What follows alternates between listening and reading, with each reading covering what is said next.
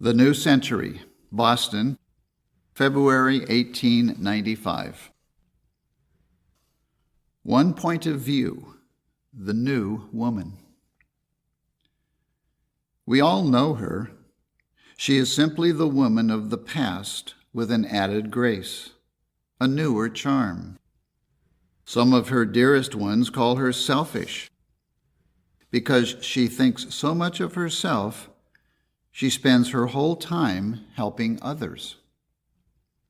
She represents the composite beauty, sweetness, and nobility of all those who scorn self for the sake of love and her handmaiden duty, of all those who seek the brightness of truth, not as the moth to be destroyed thereby, but as the lark who soars and sings to the great sun.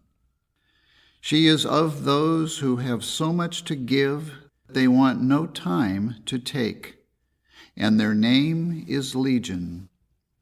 She is as full of beautiful possibilities as a perfect harp, and she realizes that all the harmonies of the universe are in herself, while her own soul plays upon magic strings the unwritten anthems of love. She is the apostle of the true, the beautiful, the good, commissioned to complete all that the 12 have left undone. Hers is the mission of missions, the highest of all, to make the body not the prison, but the palace of the soul, with the brain for its great white throne.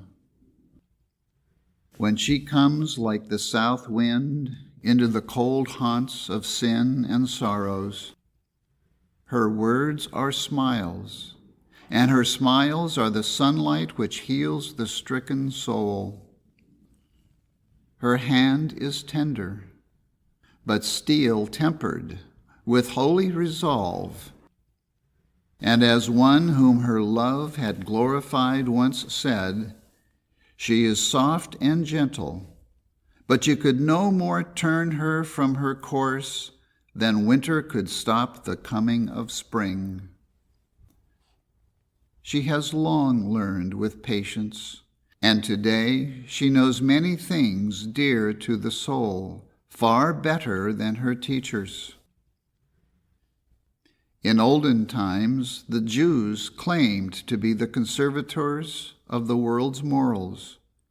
They treated woman as a chattel and said that because she was created after man, she was created solely for man.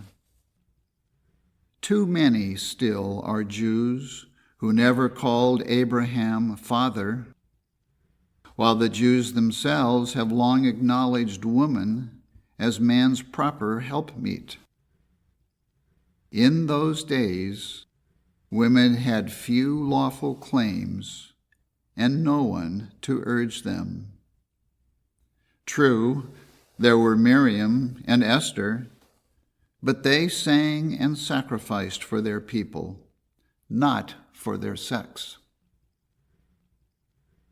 Today, there are 10,000 Esthers and Miriams by the million, who sing best by singing most for their own sex.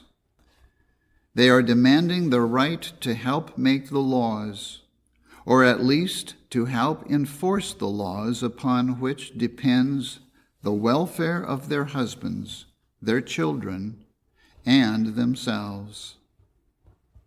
Why should our selfish self longer remain deaf to their cry? The date is no longer BC.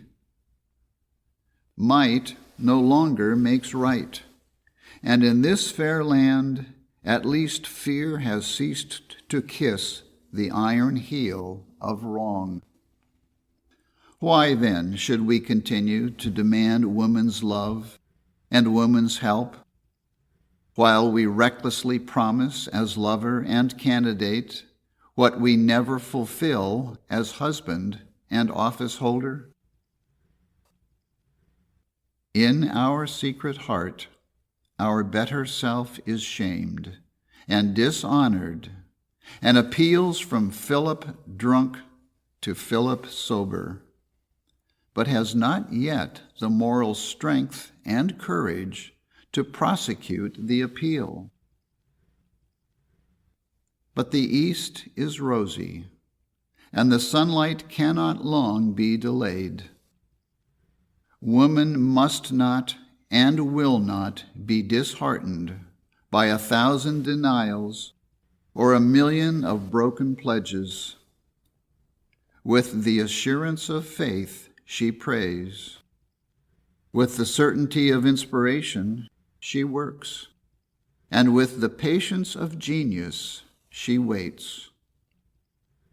At last, she is becoming as fair as the morn, as bright as the sun, and as terrible as an army with banners to those who march under the black flag of oppression and wield the ruthless sword of injustice.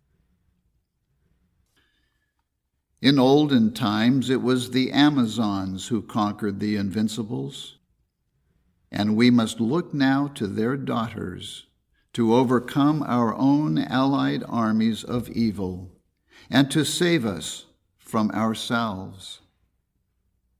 She must and will succeed, for as David sang, God shall help her, and that right early.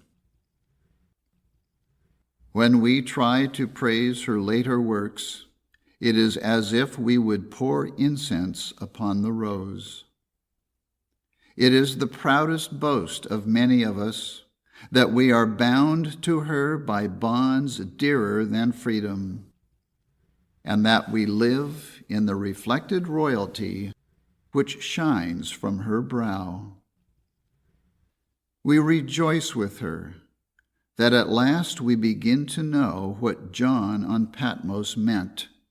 Quote, "And there appeared a great wonder in heaven, a woman clothed with the sun, and the moon under her feet, and upon her head a crown of 12 stars." End quote. She brought to warring men the Prince of Peace, and he, departing, left his scepter not in her hand, but in her soul. The time of times is near, when the new woman shall subdue the whole earth with the weapons of peace. Then shall wrong be robbed of her bitterness, and ingratitude of her sting. Revenge shall clasp hands with pity, and love shall dwell in the tents of hate, while side by side, equal partners in all that is worth living for, shall stand the new man with the new woman.